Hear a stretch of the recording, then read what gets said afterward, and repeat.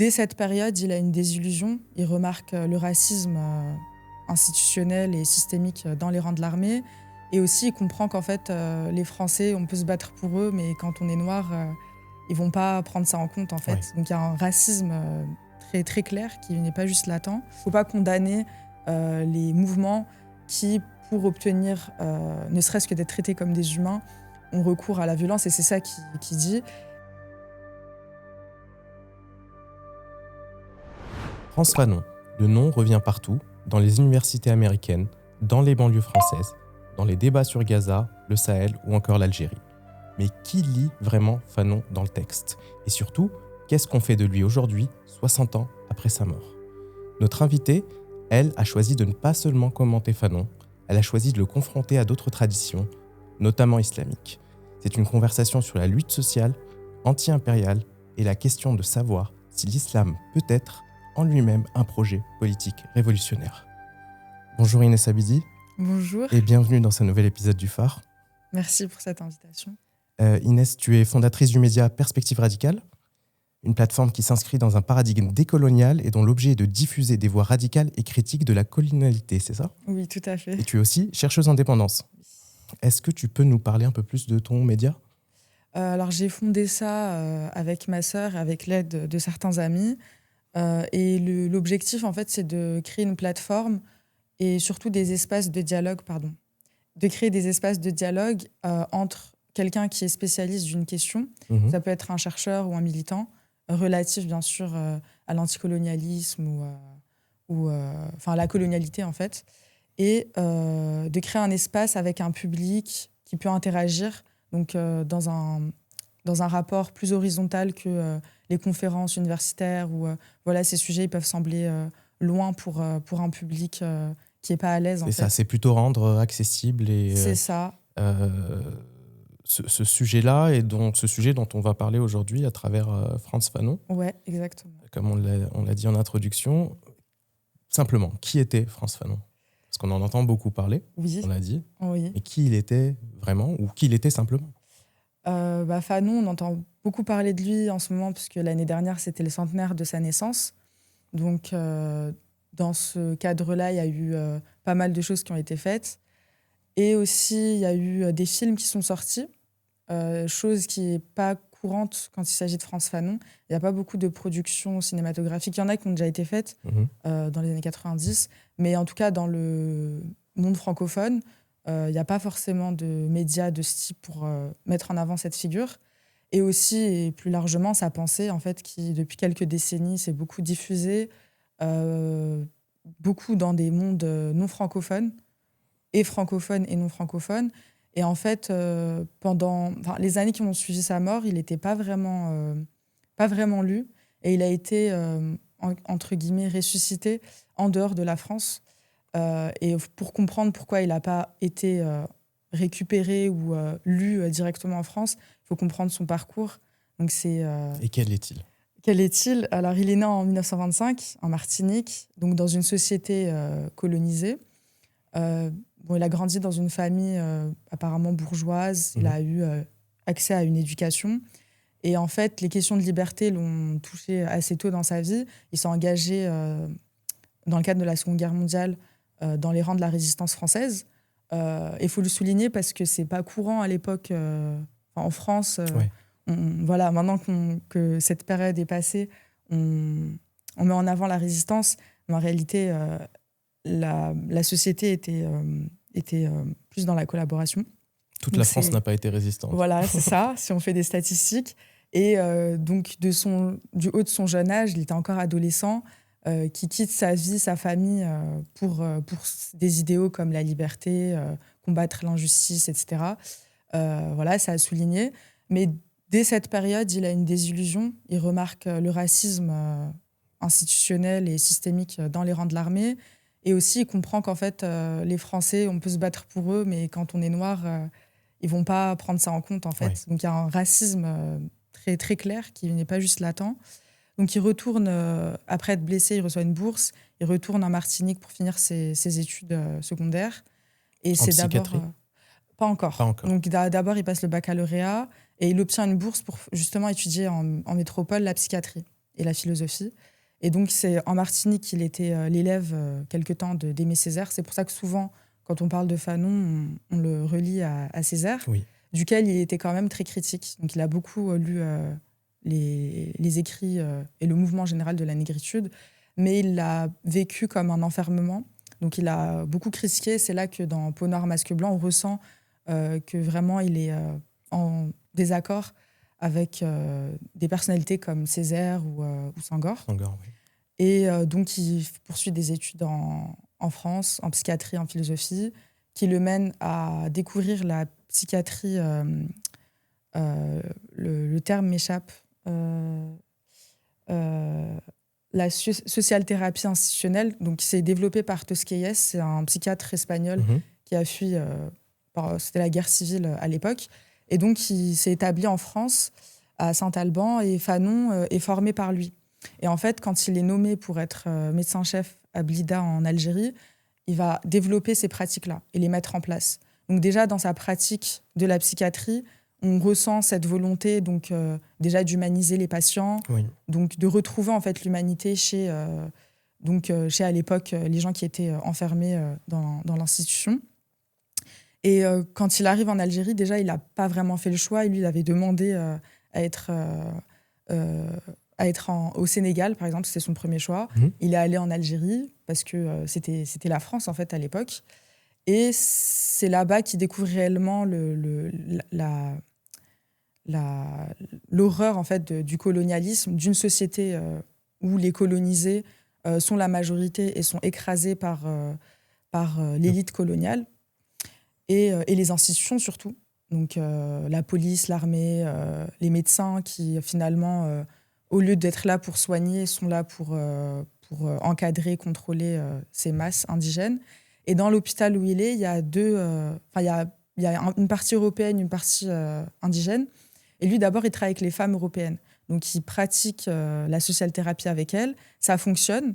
Et en fait, il essaye de faire ça avec les hommes musulmans, les Algériens. Mais ça ne marche pas parce qu'en fait, il utilise des références, on va dire, européennes, occidentales, sur des populations pour qui c'est juste une violence, parce que ce n'est pas leur référent ni culturel, ni de pensée ou religieux. Et donc, il va décider, avec ses collègues, de s'adapter à leurs croyances, à leurs coutumes. Et là, ça va avoir des résultats. Donc, il ouvre un café mort. Donc, pour les Européens, ils font la messe, ils célèbrent Noël. Pour les musulmans, ça va être plutôt... il va faire appel à des imams, etc. Enfin, pour créer des moments comme ça. Et ça marche. Mais en fait, dans le cadre... alors qu'il est médecin-chef à Blida, c'est la guerre d'Algérie. Donc, elle éclate en 54. Lui, il est arrivé en 53, si je ne dis pas de bêtises. Et il reste jusqu'à 56. Et en fait, dans ce temps de 54 à 56, il rentre en contact avec des militants donc pour l'indépendance de l'Algérie, à travers notamment son épouse, Josie Fanon, qui était aussi militante et journaliste. Et il finit par démissionner en 56. Il part de l'Algérie parce que c'était... il démissionne, mais un peu sous on va dire, sous la contrainte. Oui. Mais sa lettre de démission... elle est très intéressante, elle est disponible en ligne, donc j'invite tout le monde à la lire. Et en fait, il fait le diagnostic c'est pas possible en fait de soigner des gens dans une société qui est malade et qui colonise et domine. Et donc il part et il finit par rejoindre la Tunisie. Donc il part en France un temps, il rejoint la Tunisie parce que c'est là-bas que le front politique de la lutte d'indépendance est présent. Donc il est à Tunis, et en Tunisie plus généralement, pour l'Algérie, pour la cause algérienne. Et c'est là qu'il devient pleinement un militant. Il vit dans la semi-clandestinité. Il se déplace avec un passeport libyen. Donc en fait, il est vraiment en rupture avec la France, d'abord avec ses institutions, avec sa politique, sa pratique, etc., ses pratiques de manière générale. Et aussi avec même ce que c'est que d'être français à ce moment-là. Parce que ça signifie être... par exemple, il critique beaucoup la gauche française qui trouve trop molle par rapport aux questions coloniales. Et donc, on sent qu'à travers cette cause, il se retrouve en tant que personne. Donc, il y a un processus politique, mais aussi au niveau personnel, en fait, de qui il est, etc. Il déplore notamment que la Martinique soit devenue un département et et qu'il n'y ait pas eu de mouvement de libération comme il y en a en Afrique et ailleurs. Donc lui, il écrit dans un monde où la moitié de la planète est encore sous domination coloniale directe, où la violence de la décolonisation est une question qui est concrète et urgente. Tu as évoqué Aimé Césaire, Senghor. Qu'est-ce qu'il apporte de plus à ce moment-là dans sa réflexion ? Il apporte beaucoup parce qu'il est très affirmé dans la nécessité de lutter contre le colonialisme. Il n'est pas dans une optique où il faut négocier. Et ça clash un peu avec des personnalités de l'époque qui sont contre le colonialisme. Donc il y a bien sûr Césaire et Senghor dans une certaine mesure, mais surtout il y a un épisode qui je trouve intéressant, c'est à la première conférence des peuples, du panafricanisme ou des peuples africains. Non, c'est la première conférence des peuples africains en 1958 qui est organisée par Kwame Nkrumah, qui a récemment obtenu l'indépendance pour son pays, donc le Ghana. Et donc, sont réunies beaucoup de délégations africaines, donc certains pays qui sont déjà indépendants, fraîchement indépendants, d'autres qui sont encore en train de lutter pour obtenir ça. Et Fanon prend la parole. Donc lui, il est dans la délégation du GPRA, qui est le gouvernement provisoire algérien. Et c'est pas une figure importante à ce moment-là. Donc en fait, quand il se déplace en Afrique, il est plutôt... il représente l'Algérie, mais en tant qu'apprenti. D'accord. Donc en fait, il est sous on va dire, la... Comment on dit ? Sous le... Tutelle ? Non. Pas vraiment sous la tutelle, mais c'est comme s'il était formé par Parrainage, d'autres. disons. Voilà. Ouais. Il est un peu en formation avec donc des personnalités, des militants algériens qui sont plus à l'aise en termes de diplomatie, etc. Donc d'abord, il écrit pour El Moujahid. C'est comme ça qu'il collabore d'abord avec ses... Donc c'est Mohamed Yazid et Ahmed Boumendjel. Je me trompe peut-être pour le prénom. Et donc, en fait, il travaille d'abord à des fins journalistiques, puis il fait partie de cette délégation. Et quand il est là-bas, donc il n'est pas censé vraiment prendre la parole ou quoi, mais il va prendre la parole et un peu voler la vedette à Boumendjel. Et en fait, il va prôner, pas prôner, mais il va insister sur la nécessité de ne pas exclure la violence dans la lutte anticoloniale. C'est ça, ça, en fait, ça va à l'encontre de l'esprit de la conférence et de Kwame Nkrumah, qui était vraiment pour la non-violence, en fait. Parce que lui, c'est un des seuls penseurs anticoloniaux de son époque à théoriser la violence comme une nécessité, vraiment, et même une nécessité thérapeutique, c'est ça ? Oui. Et pas seulement une nécessité tactique. Non ? Je me trompe si je dis ça ? Je pense que, après, c'est libre à chacun de lire ce qu'il a écrit, puisque quand même, il a longuement écrit sur le recours à la violence. Personnellement, je le vois plus comme une tactique. Okay. Et l'aspect thérapeutique, c'est davantage un diagnostic. Il ne faut pas oublier, c'est un psychiatre. Oui. Il voit chez ses patients, il voit chez les personnes, notamment colonisées, qu'il y a ce besoin d'agir et qu'en fait, l'inaction est en train de leur enlever leur humanité.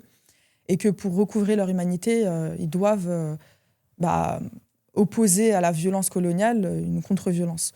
Donc, moi, je le vois plutôt comme une nécessité. Voilà, dans une société idéale, je pense qu'il serait d'accord pour dire que non, il ne faudrait pas être violent. Mais on ne vit pas dans un monde non violent. Et donc, on ne peut pas exiger des colonisés et des gens qui se font dominer d'être complètement pacifiques. Parce que même les mouvements pacifiques ou pacifistes, il y en a eu.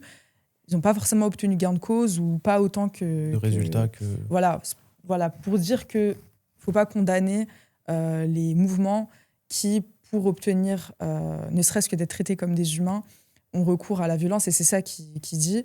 Et je sais que la préface de Sartre a été critiquée parce que justement, il met en avant le fait que Fanon a parlé de la violence. Et il fait une préface des damnés de la Terre en 61. C'est ça. Donc en fait, Fanon écrit les damnés de la Terre alors qu'il se sait mourant. Donc c'est pour ça que c'est un texte plein d'espoir, avec des diagnostics un peu pessimistes sur l'Afrique et les bourgeoisies nationales. Mais quand même, on sent qu'il a de l'espoir pour un tiers-monde libre. Et donc il sollicite Sartre pour qu'en fait le livre, parce qu'il est adressé aux populations donc africaines ou asiatiques, ou en tout cas dominées, mais il cherche à ce que le livre Soit visibilisé aussi. atteigne aussi voilà, l'Europe et l'Occident. Et donc, il sollicite Sartre, il se rencontre à Rome l'année où il va mourir, et Sartre accepte de préfacer son œuvre. Et par la suite, Josie va demander à Maspero, donc l'éditeur de Fanon, de la retirer, puisqu'après, les positions de Sartre par rapport à la Palestine ne sont pas en accord avec l'esprit du texte. Donc, il y a ça aussi à soulever. Mais personnellement, j'ai relu la préface de Sartre là récemment et je la trouve assez bonne, assez juste. On voit qu'il s'adresse aux Européens et il les invite à lire ce texte qui est juste excellent en fait et qui recouvre en fait la dignité des populations qui sont encore sous le joug colonial à ce moment-là. J'aimerais revenir sur un aspect, on en a parlé, mais sa formation de psychiatre, notamment quand il a exercé à l'hôpital de Blida, tu l'as dit. Elle lui permet de produire quelque chose d'assez unique. C'est une forme de clinique du colonialisme. C'est ça ? Ouais. Est-ce que tu peux nous en parler un peu ? Dans quel sens ? Dans le sens où, lorsqu'il exerce, il arrive à produire une description des pathologies que le régime colonial fabrique des corps et des psychés aussi, qui sont colonisés, ce que ni les économistes, ni les philosophes, penseurs, écrivains de l'époque ne faisaient. En fait, cette double formation, le fait qu'il soit mi-psychiatre ou totalement psychiatre, mi-intellectuel ou totalement intellectuel, philosophe, là, il invente un genre intellectuel nouveau qui rend sa pensée quasiment irréductible, non ? Oui, c'est vrai que c'est intéressant, c'est bien de le souligner. Mais moi, je le vois comme une continuité de sa formation qu'il a reçue de Tosquelles. Ouais. Donc,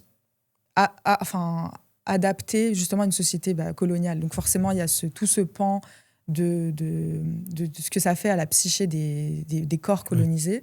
Donc oui, tout à fait. Et aussi, en fait, lui, c'est pour ça qu'il démissionne, c'est qu'il part du principe qu'on ne peut pas soigner des gens quand c'est la société qui est malade. Une société coloniale, elle est forcément malade. Donc oui. Et cette pensée critique, aujourd'hui, est-ce qu'elle a des héritiers ? Je crois que les pratiques qu'il avait développées sont plus trop... Alors, je me trompe peut-être, il faudrait demander à des gens qui sont plus... qui sont plus experts de la psychiatrie. Je dirais sur tout ce qui est traumatisme intergénérationnel, notamment descendants des colonisés en France. Forcément, ça fait écho. Après, je ne pense pas que ça aurait pu mieux marquer les pratiques psychiatriques. Justement, je crois que la social-thérapie, c'est plus trop pratiqué. En tout cas, c'est en marge. Je sais qu'il y a un couple de psychiatres en Italie qui avait organisé justement une conférence par rapport à Fanon l'année passée, qui justement sont on va dire, des héritiers de sa pensée. Donc, il y a des choses qui se font. Et après, c'est vrai que, de manière générale, en France, je pense qu'on peut retrouver ce qu'il a dit dans ce que les gens, en termes de santé mentale, etc., aussi dans le milieu médical, je pense au syndrome méditerranéen, quand on ne traite pas les patients, et surtout les patientes africaines ou nord-africaines, comme on le fait pour les patientes blanches, et qu'en fait, ça crée des drames. Enfin, il y a même des morts, en fait, par rapport à ça. Dieu merci, peut-être de plus en plus documenté aujourd'hui. Il y a un intérêt qui est porté à ces questions, et on accepte que, oui, en effet, les corps perçus comme... les corps racialisés et du coup perçus comme racisés subissent dans le champ médical, mais aussi au niveau de la société. Donc ça affecte aussi, bien sûr, la santé mentale. On va passer à Fanon aujourd'hui. Qu'est-ce qu'il nous dit aujourd'hui ? Qu'est-ce qu'il verrait aujourd'hui, Fanon ? Je ne peux pas dire ce qu'il verrait, ce qu'il dirait. Est-ce qu'aujourd'hui, formellement, lui, il parlait de lutte pour l'indépendance ? Ces indépendances-là, elles ont eu lieu. Oui. Maintenant, il existe des États post-coloniaux. Oui. Mais pour beaucoup, ils ont reproduit, amplifié les structures de domination que décrivait Fanon à l'époque. On peut citer la situation, on peut citer la Palestine, on peut citer le Sahel, les diasporas aussi, beaucoup en Europe. Est-ce que Fanon, il permet encore de lire ces situations aujourd'hui ? Bien sûr. Et comment, du coup ? Comment ? Alors, il faut aussi garder en tête que ses textes, parce qu'on parle des damnés de la terre, mais il y a aussi l'enceinte de la Révolution algérienne, ou encore Peau noire, masque blanc, mais qui est plus ou moins pertinent en fonction de qui le lit. Ces textes, il les a écrits dans un contexte particulier, donc ça ne vaut pas en tout temps, en tout lieu, mais c'est vrai que c'est très intéressant de les reprendre. Il y a eu des reprises, des récupérations, positives comme négatives. Ça, c'est une appréciation, mais voilà. Donc, par exemple, Fanon, il a été traduit par Che Guevara en Amérique. Donc, c'est ça aussi qui a permis de mettre sa pensée dans un cadre, de l'intégrer dans un cadre international. Et ensuite, il a été beaucoup lu par les Black Panthers. Donc, pour eux, les damnés de la terre, c'était une forme de Bible, en fait. Ils se basaient beaucoup sur ce que Fanon avait dit, et notamment par rapport à la violence. Il faut le comprendre dans le contexte des États-Unis des années 60-70 où le port d'armes déjà dans ce pays est autorisé, donc pas pour tout le monde on va dire, et qu'en fait les corps noirs sont brutalisés par l'ensemble de la société et particulièrement par la police. Et donc pour eux c'était une nécessité de se protéger contre les policiers qu'ils appelaient les porcs. Et en fait la pensée de Fanon, en fait, elle trouvait écho dans leurs besoins, donc ils avaient besoin ils avaient leurs propres théoriciens, bien sûr, mais ils se sont beaucoup inspirés de Fanon. Après, il y en a qui peuvent leur reprocher de l'avoir lu autrement que comment il devrait être lu.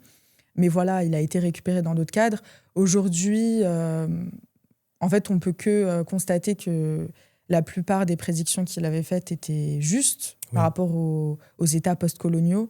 Donc, le danger qui était qu'il tombe dans ce pacte avec l'Empire, en fait, que finalement, les élites locales... la bourgeoisie nationale vient de remplacer... a juste remplacé... voilà, et... En fait, ils prennent la place du colon sans ça. nécessairement changer les structures. Et donc, Exactement. Ils reproduisent, voire amplifient les rapports, exactement. de Ils domination. reconduisent les rapports de domination. Donc, finalement, c'est les masses... Donc, lui, à l'époque, il parlait surtout de la paysannerie, puisque les pays... En fait, c'était quelqu'un qui avait beaucoup lu Marx, bien sûr, mais il savait que les mondes colonisés n'avaient pas connu, avaient pas à part dans les villes, il n'y avait pas vraiment de masse, d'ouvriers, de corps ouvriers à proprement parler.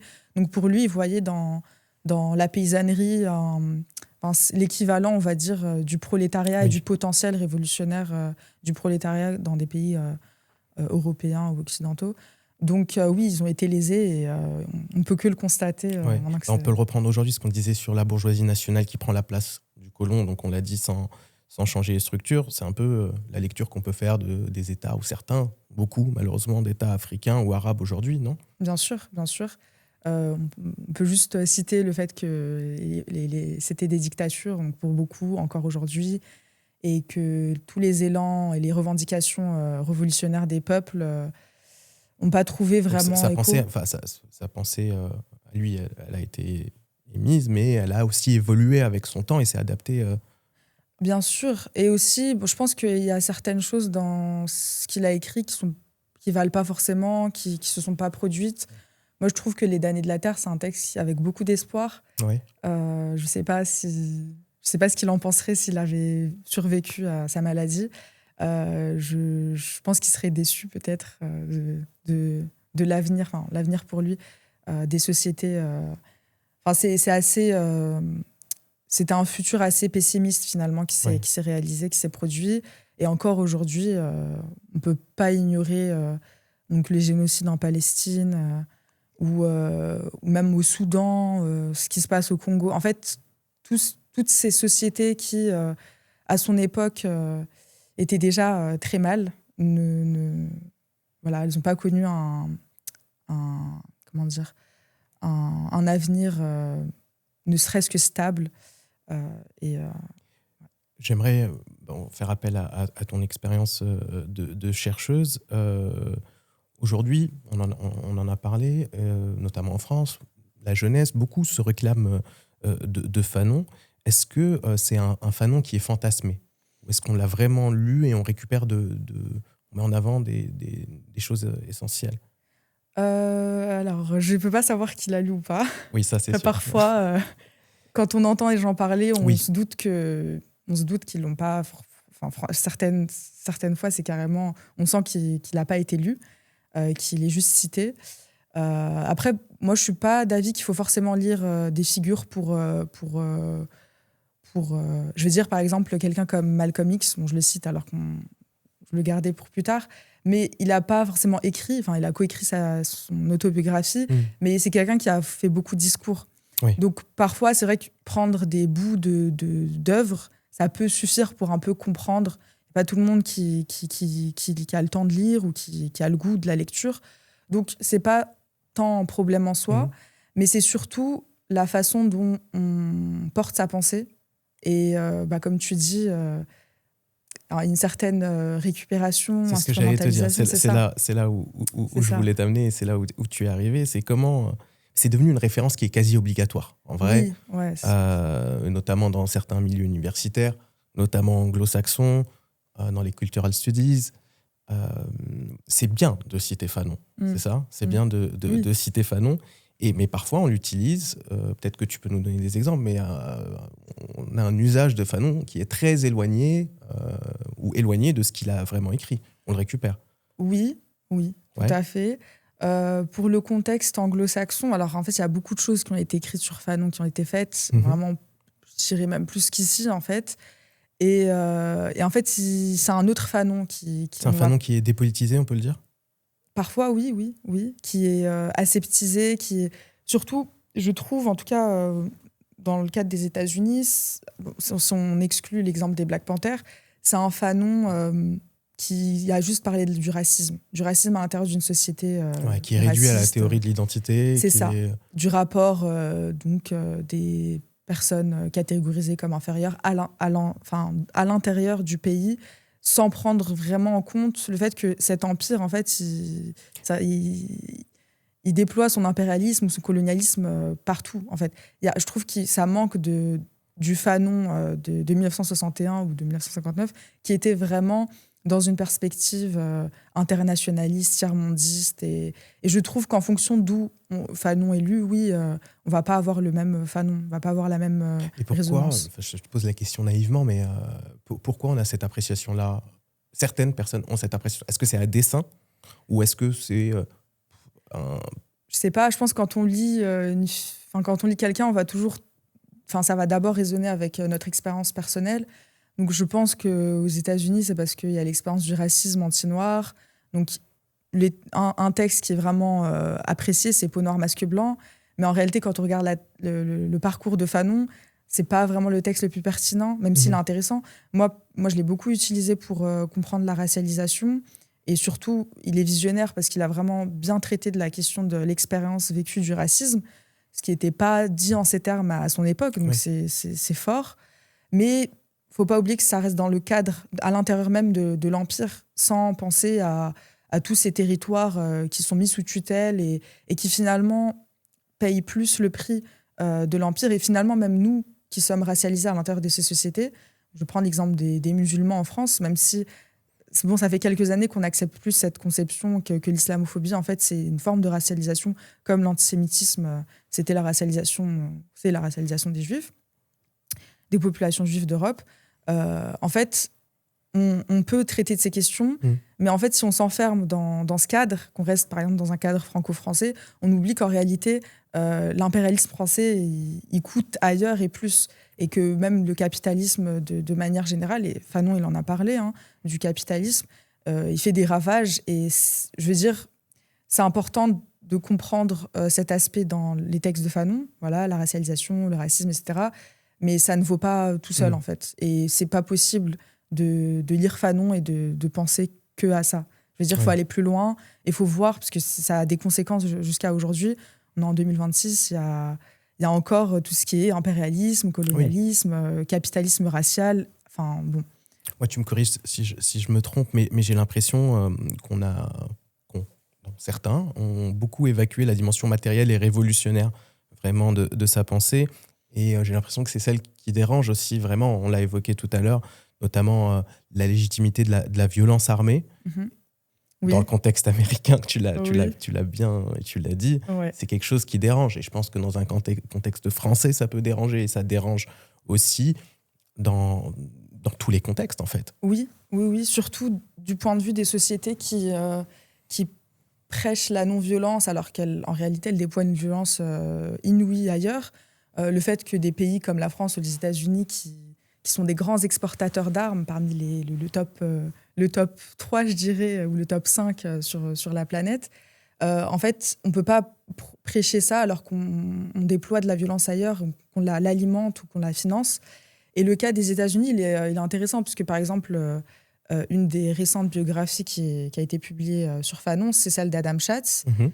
Et dans ses prises de parole, que ce soit aux États-Unis ou en France, il se désolidarise de l'aspect, en fait, de la nécessité du recours à la violence que Fanon évoque. Et il va même jusqu'à dire que pour lui, la violence chez Fanon, c'était une métaphore. Ouais. Par exemple, quelqu'un comme Sartre a mal compris où Fanon voulait en venir. Je pense que c'est possible qu'il ait mal compris, j'en sais rien. Moi, quand je lis Sartre et Fanon, pour moi, c'est clair. J'ai pris des citations parce que pour moi, c'est... Voilà, je pense pas qu'il ait mal compris, quand même. Tu peux nous Sartre, les lire on peut lui reprocher plein de choses, mais je pense qu'il avait l'intelligence de comprendre quelqu'un avec qui il a échangé et qu'il l'a sollicité pour préfacer son œuvre. Donc, je vais lire 2 citations, tu me dis laquelle appartient à qui. Vas-y. L'apparition du colon a signifié syncrétiquement mort de la société autochtone, léthargie culturelle, pétrification des individus. Pour le coloniser, la vie ne peut surgir que du cadavre en décomposition du colon. Et la deuxième, l'arme d'un combattant, c'est son humanité, car en le premier temps de révolte, il faut tuer, abattre un Européen, c'est faire d'une pierre deux coups, supprimer en même temps un oppresseur et un opprimé. Reste un homme mort et un homme libre. Sartre ? Ouais, Sartre, c'est la deuxième, et la première, c'est Fanon. Et en réalité, pour moi, après, peut-être que je me trompe, hein, c'est possible. Ça sera pour l'appréciation moi, des personnes qui nous écoutent.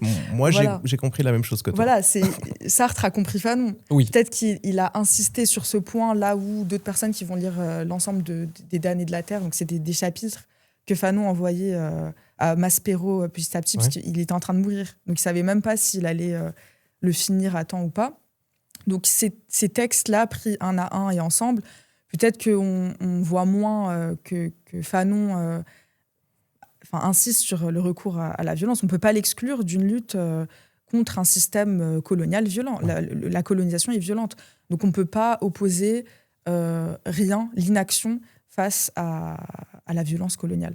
Et donc voilà, pour moi, Sartre l'a compris. Donc que Schatz aille sur des plateaux ou donne des interviews pour dire que non, c'était métaphorique. Bon, d'accord, peut-être parce qu'il est mal à l'aise de reconnaître que la violence armée, dans des contextes contemporains, soit une nécessité, mais on ne peut pas travestir ce que Fanon ou ce que Sartre a dit, même si ce n'est pas Fanon qui l'a dit, ce n'est pas grave, en tout cas Sartre l'a compris. Et ce n'est pas que dans le contexte américain, hein, je pense aussi au film de Barney qui est sorti l'année dernière. Donc, c'est le film de Fanon en couleur, parce qu'il y a 2 films qui sont sortis à peu près en même temps. Un en noir et blanc qui a été réalisé par l'Algérien Abdenouj Zarzah, que je salue, qui a fait un beau travail sur Fanon. Il a travaillé sur lui pendant plus de 20 ans. Donc, on le ressent quand on regarde son œuvre, qui vraiment se concentre sur le Fanon psychiatre à Blida. Là où Barney a eu l'ambition de faire une sorte de biographie, mais étrangement, on passe près d'1h30 en Algérie, alors qu'il a passé 3 ans en Algérie dans sa vie. Et bon, la période tunisienne, elle a un peu occulté. Il y a beaucoup d'erreurs en réalité, mais bon, pourquoi pas, c'est une œuvre. C'est une œuvre. Fallait faire quelque chose pour les 100 ans. Voilà. Bon, après, il avait commencé avant. Mais le souci pour moi avec ce film, c'est déjà le message. Je trouve qu'il y a une récupération de Fanon qui est faite. On l'aseptise. Donc, dans le même élan que quelqu'un comme Schatz, donc vraiment d'amoindrir en fait la portée de ce qu'il a dit, comme si c'était juste un penseur et pas... c'était un militant, Fanon. Ok, il n'a pas pris les armes, mais par exemple, dans une lettre à un ami à lui, je crois que c'est un Tunisien, Roger Tayeb, il écrit, ou c'est un Algérien, je ne sais plus, il lui écrit, en fait, c'était avant de mourir, donc de Washington, il lui écrit qu'il regrette de ne pas être mort au maquis. Donc il aurait aimé mourir avec les armes en main en tant que vrai combattant.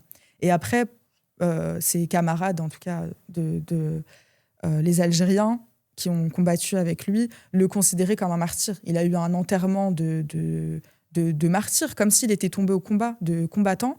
Et en fait, dans le film de Barney, c'est pas ce qui est... Enfin, c'est faux. Ça s'est même pas passé comme ça. On a des photos de l'enterrement. Il est porté par un cortège militaire, donc la LN. Et en fait, on ne retrouve pas ça du tout dans le film de Barnier. Et c'est l'une des rares productions cinématographiques qu'on a. Donc, c'est dommage que c'est ça qu'on ait fait de lui. Et surtout, c'est le point le plus important, que le réalisateur du film aille faire la promotion du film sur un penseur et un acteur anticolonialiste sur une radio coloniale. Qui est une plateforme pour les voix en faveur du génocide, de la colonisation des Palestiniens. Ce n'est pas normal. Voilà.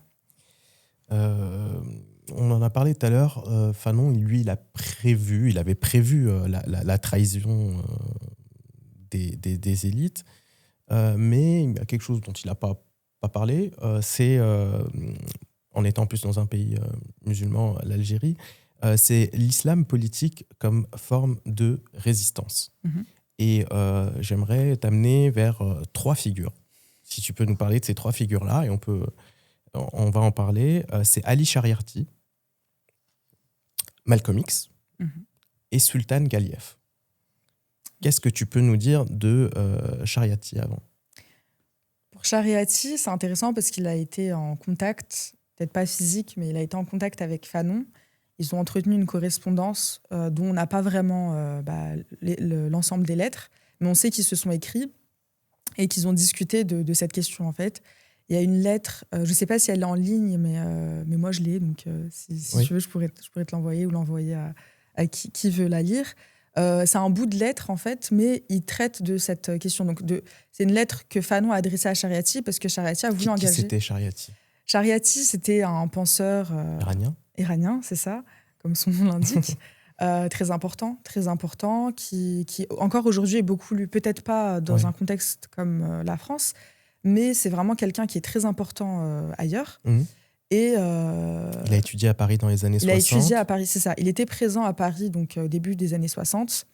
Et d'ailleurs, dans l'introduction de la lettre que Fanon adresse à Shariati, que Shariati a publié, je crois que c'est lui qui l'a publié, ou sa fille, il précise qu'il est rentré en contact avec la lutte algérienne dans un salon de coiffure à Paris. Et en fait, son coiffeur, c'était un militant du FLN. Enfin, en tout cas, c'était un adhérent, un sympathisant du FLN. Et c'est comme ça, en fait, qu'il a connu la lutte. Et cette lutte a nourri d'ailleurs sa pensée. Et donc, il entretient cette correspondance avec Fanon. Et il essaye de le convaincre que l'islam a cette possibilité de mobiliser les masses. Parce qu'à l'époque, les pays colonisés, pour beaucoup, il y a des populations musulmanes dans ces pays, dans ces territoires en tout cas. Et Shariati, pour lui, il a développé toute une pensée très intéressante qui allie donc, on va dire, marxisme et islam. Et donc, c'est une pensée révolutionnaire, bien sûr, et qui y voit en fait l'islam authentique comme un islam qui prône la justice sociale et la liberté. Et donc ça, c'est des notions qu'on retrouve en fait dans les luttes, dans les mouvements de libération nationale africains, asiatiques, américains, sud-américains. Est-ce que tu le vois comme un continuateur de la pensée de Fanon ou comme un correcteur, un ajusteur ? Est-ce que c'est un... ou pas du tout ? Je pense qu'il s'est nourri de Fanon, mais qu'il a pris Fanon pour un peu aller ailleurs et... il l'a pris comme il a eu beaucoup d'influence, en tout cas française, du temps qu'il était ici. C'était un ami de Sartre et d'autres figures. Donc, c'était quelqu'un de vraiment, entre guillemets, en place dans ces sphères-là. Il a même traduit Fanon. Et tu as évoqué Che Guevara aussi en persan. Donc, il a porté aussi l'œuvre... Exactement. En fait, il allait vers d'autres sources, d'autres référents pour nourrir la pensée locale donc, dans la société iranienne. Et c'est très intéressant parce que pour lui, l'islam, c'était un vecteur. Ça avait une capacité pour mobiliser les gens. Là où Fanon reconnaissait que c'était possible, mais se méfiait de l'usage de la religion. Donc, ce n'était pas quelqu'un de croyant. Et sa conception, d'ailleurs, de l'Algérie, de la société algérienne qui sortirait du colonialisme, c'était pas forcément une société musulmane, même s'il prenait en compte que la majorité des Algériens étaient musulmans. Même s'il a su l'adapter aussi dans sa pratique, la singularité d'être musulman. C'est ça, il l'a compris, mais c'était pas non plus pour lui un idéal, le nouvel homme dont il parle Fanon. C'est pas l'homme nouveau dont Shariati parle. Donc on sent que leurs pensées se sont nourries et c'est intéressant. Et tu l'as dit, il y a eu une relation intellectuelle entre les deux qui est documentée et qui est assez dense. Est-ce que Fanon s'est un peu nourri de ça ou pas du tout? Je sais pas. Non. Peut-être que sa correspondance avec Shariati l'a fait voir des choses autrement. Peut-être qu'il les a déjà vues au contact des autres militants algériens qui ont sans doute aussi soulevé, parce qu'il y avait ces notions de socialisme, c'est des musulmans, etc. Donc, je ne sais pas, parce qu'on n'a pas vraiment la trace de toutes les lettres qui se sont échangées. D'ailleurs, il y a des lettres qui étaient transportées par Zohra Drif, qui était l'une des poseuses de bombes. Donc, on la voit dans la bataille d'Alger. Oui. Donc, c'est intéressant qu'en fait, de savoir que Shariati, donc oui, il a lu et traduit Fanon, etc., mais qui, en fait, il était sympathisant de la lutte de libération algérienne de manière plus large. Oui. Donc, je ne sais pas à quel point, qui, comment, mais sans doute, ils se sont nourris l'un l'autre. Bon, Shariati, lui, voyait aussi le retour à soi par exemple, par l'islam plutôt que par la négritude. C'est des pensées qui se croisent, au final. C'est pas non plus... tout à fait. Des choses... Oui. Et surtout, Fanon n'était pas... il a lu la négritude, c'est sûr, mais c'était pas son idéal. Il ne pensait pas que l'homme noir ou racialisé pouvait se réaliser à travers la négritude. Pour lui, en fait, c'était des enfermements. Oui. Il a vécu comme un enfermement identitaire. Et ces dernières années de vie, donc ses déplacements en Afrique le témoignent. Il était vraiment dans une démarche de créer des solidarités, de la fraternité. Donc, c'était un vrai universaliste. Et j'avais fait un entretien avec Fatma Oussedir, qui était la nièce de son meilleur ami en Tunisie. Enfin, c'est des Algériens, une famille de militants du FLN. Et elle a insisté sur le fait que Fanon, en fait, a créé un lien fort entre le reste de l'Afrique et l'Algérie et l'Afrique du Nord, en fait. Donc, on peut au moins on peut reconnaître ce rôle chez Fanon, qui, du coup, montre bien qu'il n'est vraiment pas dans une optique de s'enfermer dans un courant de pensée comme la négritude. Il y a deux autres figures dont on a parlé, et j'aimerais que tu me les mettes un peu en perspective. Alors, il y a Malcolm X, et Malcolm X, on connaît. Il est même derrière nous, pardon. Il est même derrière nous. Et Sultan Galief. Ce sont deux figures que presque personne ne met côte à côte, et pourtant elles ont posé la même question à une cinquantaine d'années d'intervalle. Est-ce que l'islam peut être en lui-même un projet révolutionnaire contre l'ordre colonial, qu'il soit américain dans un cas, ou soviétique dans le cas de Sultan Galief? Je commencerai par commenter Sultan Galief, parce que c'est le premier. Voilà, il a vécu avant et Fanon et Malcolm X, vécu plus ou moins en même temps. Mais sa pensée, elle s'est déployée à un moment où, en fait, nous, quand on lit maintenant au XXIe siècle, on peut s'étonner qu'il ait dit des choses aussi vraies à une époque aussi parce qu'il est méconnu, mais quand on s'intéresse à lui, il est d'une modernité qui est quand même assez troublante. Exactement. Donc lui, il est né à la fin du XIXe siècle. C'est un tatar, il vient d'une famille tatare, musulmane, bien évidemment. Après, par rapport à la question de l'islam, moi, de ce que j'ai lu, des sources, il y a certaines sources qui, c'est pas qu'elles se contredisent, mais on ne sait pas vraiment si, comme Shariati, il avait une vision de l'islam en termes de projet révolutionnaire au niveau de la foi, de la croyance, ou si c'était pas avant tout, ou peut-être simplement parce que les populations, comme il l'a analysé, colonisées, étaient musulmanes. Donc voilà, c'est un autre type, c'est une autre pensée que celle de Shariati, mais qui se recoupe. Et surtout, il a dit des choses que Fanon dira plus tard. Et aujourd'hui, on voit Fanon comme un visionnaire pour avoir dit ces choses dans les années 50 ou 60, là où Sultan Galief l'a fait au début du XXe siècle. Donc il a combattu, il a pris part à la révolution bolchevique. Donc il était forcément intéressé par les idées de socialisme, de communisme. Mais il avait pour ambition d'avoir, en fait, de voir son peuple, et enfin les populations musulmanes plus largement, ou turcophones plus largement, libres libre du joug colonial ou impérial, etc. Donc il a beaucoup insisté sur la lutte anticoloniale. Il a essayé d'allier les deux. Ça n'a pas marché. Il s'est fait persécuter. Ouais. Puis finalement, il meurt en 1940. Mais sa pensée... Il avait fait la bêtise de développer l'idée que les nations musulmanes étaient des nations prolétaires. Ouais, c'est ça? C'est ça. Donc ça a été toléré un temps par Staline. Après, il lui a dit... Après, oui, bien sûr. Surtout que ça n'allait pas dans le sens du communisme soviétique tel qu'il voulait être adapté. Après, c'est un territoire qui est très grand, donc forcément, il allait y avoir des visions dissidentes. Mais à un moment, ça a bloqué. Bon, dès le début, ils n'étaient pas très d'accord. Mais on va dire qu'avec les enjeux, donc fin des années, les années après la Révolution, donc 17, 18, 19, 20, puis au début des années 20, ça allait plus ou moins. Puis après, c'était vraiment des accords et je pense qu'ils craignaient que d'autres territoires fassent sécession. Et de l'autre côté, 50 ans d'intervalle, il y a Malcolm X. Il y a une trajectoire. Est-ce qu'on peut dire qu'elle est inverse, disons, mais symétrique? Alors Malcolm X, par rapport à toutes les figures qu'on a citées, c'est celle qui n'est pas forcément sympathisante du socialisme. Je ne dis pas qu'il était contre, mais on ne peut pas le présenter comme une figure qui prônait un socialisme ou un communisme. Donc, en ça, il est différent. Lui, il était surtout focalisé sur l'émancipation des populations, du coup, dans un premier temps, racialisées et colonisées. Il y a certains militants noirs aux États-Unis qui considéraient que leur condition, c'était une condition coloniale, en fait, à l'intérieur même. On l'a dit. C'est ça. Donc, il y a des analogies qui peuvent être dressées, tout à fait. Mais ce qui est intéressant chez Malcolm X, c'est... en vrai, c'est la dernière année de sa vie, surtout. Donc, toute sa trajectoire est intéressante.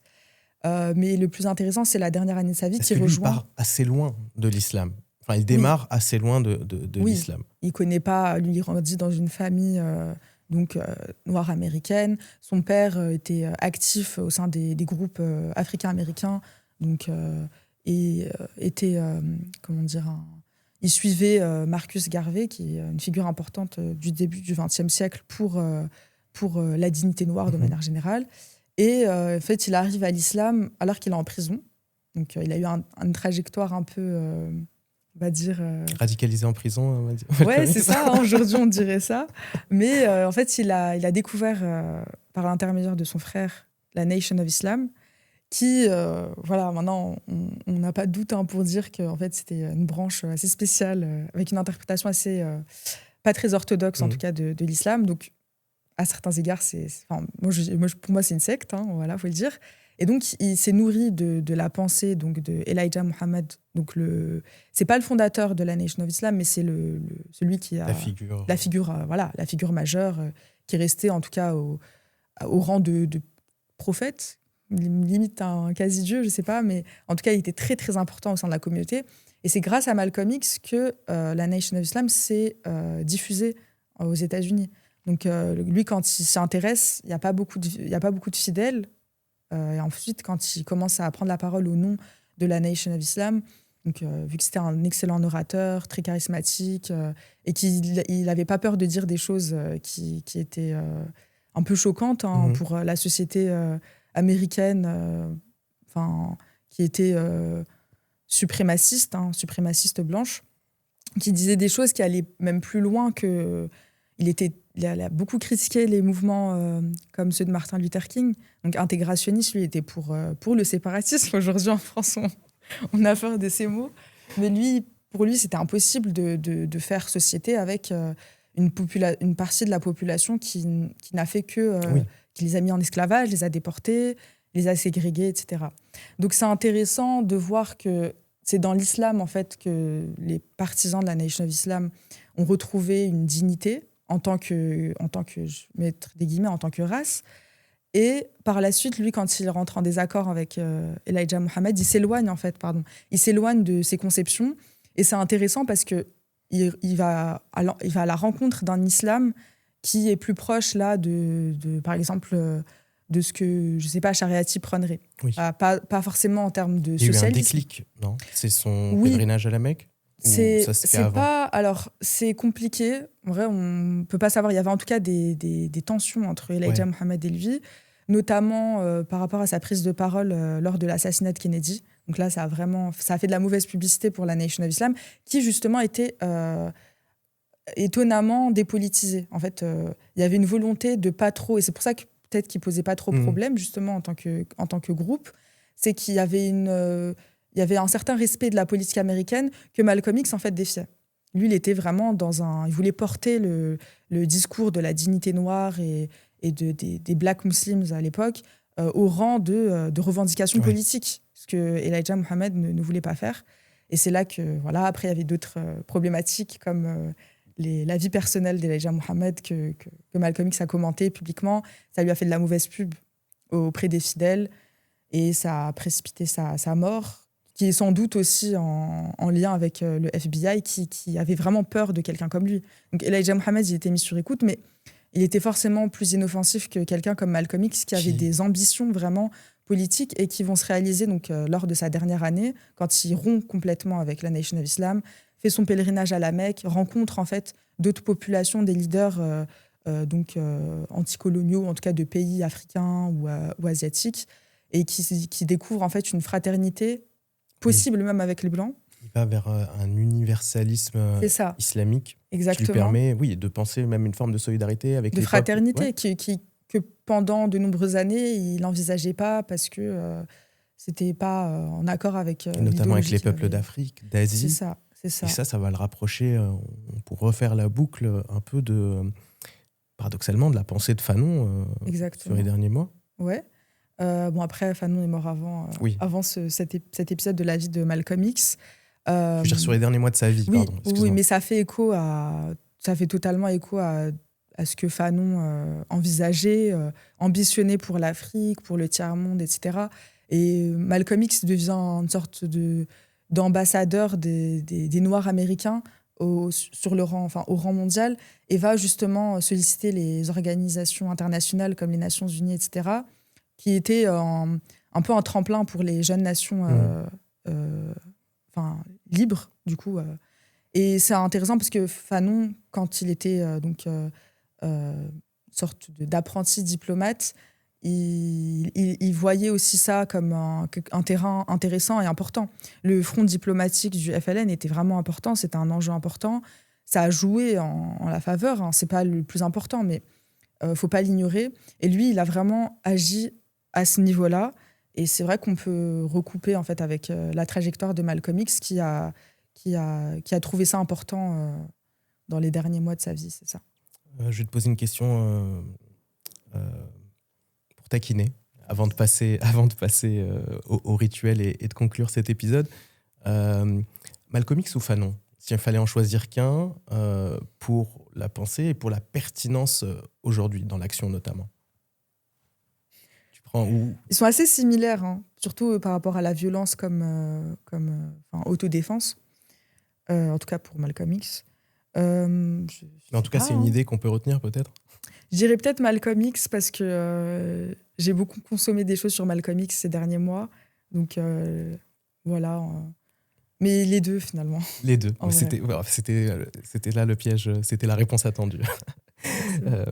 Alors avant de conclure, Inès, on va passer au rituel du phare. Est-ce que tu as 3 références à conseiller aux personnes qui nous regardent et qui nous écoutent? J'ai essayé de réfléchir et je me suis dit ça serait intéressant d'avoir d'autres choses que le sujet qu'on a évoqué aujourd'hui, possiblement. Sachant que les références que tu as citées, on les retrouvera en description. Ouais, c'est ça, voilà. Il y a une grande littérature en vrai sur Fanon, sur Malcolm X, etc. Donc on conseille pêle-mêle tous les livres de Fanon. Voilà. Toute la littérature de Malcolm X. Oui, sur Malcolm X. Sur Malcolm X, c'est ça. Le Sultan Galiev, il y a des articles. Hein. Si on n'a pas trop le temps de lire sur lui, il y a des articles. Il y a une vidéo aussi sur YouTube, je ne sais plus comment elle s'appelle, je pourrais te l'envoyer pour que tu la mettes en description. Donc, il y a du contenu sur Shariati, lire Shariati surtout. Le lire, très intéressant. On est d'accord ou pas, c'est quelqu'un qui a vraiment réfléchi et qui est très intéressant en tant que penseur. Parce que c'est ce qui est intéressant quand je t'écoute. On peut ne pas être d'accord avec toutes les personnes qu'on a citées, mais on voit qu'elles se nourrissent mutuellement. et elles viennent aussi nourrir une réflexion qui est plus grande. Donc, d'où Exactement. l'importance de se nourrir de ces réflexions-là. C'est ça. Et il faut lire, faut diversifier ce qu'on lit pour bien être en phase avec ce qu'on pense. Donc, tout à fait. Après, voilà, pour les suggestions, je dirais d'aller voir le film de Pierre Carl, L'affaire Abdallah, qui retrace... Qui est encore en salle pour très peu de temps. Oui, c'est ça. Donc, il faut courir, aller le voir. Moi, j'ai adoré. C'est très pédagogue dans le sens où on découvre... En fait, même si on connaît rien au sujet, on peut aller le voir, il n'y a pas de souci. Après, je sais qu'il y a de la littérature dessus, parce que c'est un sujet important. Oui. Et c'est souvent une bonne entrée aussi. Oui, exactement. Les films, c'est un bon moyen de... À condition qu'ils soient bons. Oui, à condition qu'ils soient bons, mais voilà, il y a beaucoup de films documentaires et tout. Là, ce mois-ci, il y aura le festival du cinéma décolonial, donc en région parisienne, beaucoup de projections. Donc j'invite les gens à aller voir ça.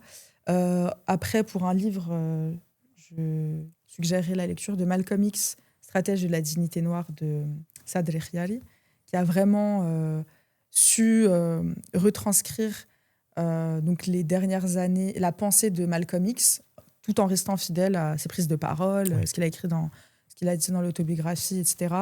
Donc par rapport à justement son rapport à l'islam, la politique, etc. Donc très bonne lecture, rapide, hein, c'est pas très long. Et ensuite, je conseillerais la lecture des romans d'Éric Vuillard. D'accord. Récemment, j'ai lu Les Orphelins et Congo. Et en fait, je trouve intéressant sa démarche parce qu'on n'a pas eu beaucoup de romans dans les suggestions. Oui, je me suis dit, ça peut changer. Ouais. C'est des romans très engagés parce qu'ils traitent de sujets en fait, très historiques. Il fait un travail remarquable parce que chaque sujet, on sent qu'il a beaucoup travaillé dessus et après, il nous pond un petit quelque chose. Parfois, c'est des romans, souvent, c'est des sortes comme si c'était des essais, mais c'est sous forme littéraire. Et c'est très beau à lire. C'est très beau, c'est très prenant, ça se lit vraiment très bien. Et justement, il est assez brillant dans... justement, il fait un peu la généalogie des rapports entre les capitalistes, etc., par rapport justement au Congo, comment en fait ce territoire, il a été... c'était la possession de Léopold II, puis c'est devenu la possession du gouvernement belge, et toutes les atrocités qui ont été faites, et comment en fait c'est avant tout économique, mais aussi... Enfin voilà, il y a beaucoup il y a quelque chose de beau, c'est son style, mais aussi comment on apprend sans vraiment chercher, parce que sinon on faisait la démarche qu'il fait pour écrire ses livres, ça nous prendrait beaucoup de temps. Donc je recommande ces lectures pour ceux qui ne veulent pas trop lire des essais durs et trop philosophiques. Merci beaucoup Inès, et nous on recommande Perspective radicale. Merci, c'est gentil. Et merci infiniment pour cet entretien. C'était avec grand plaisir. Quant à moi, je vous retrouve très bientôt pour un nouvel épisode du Phare. D'ici là, n'hésitez pas à continuer à nous suivre, à nous partager et à nous soutenir. Merci.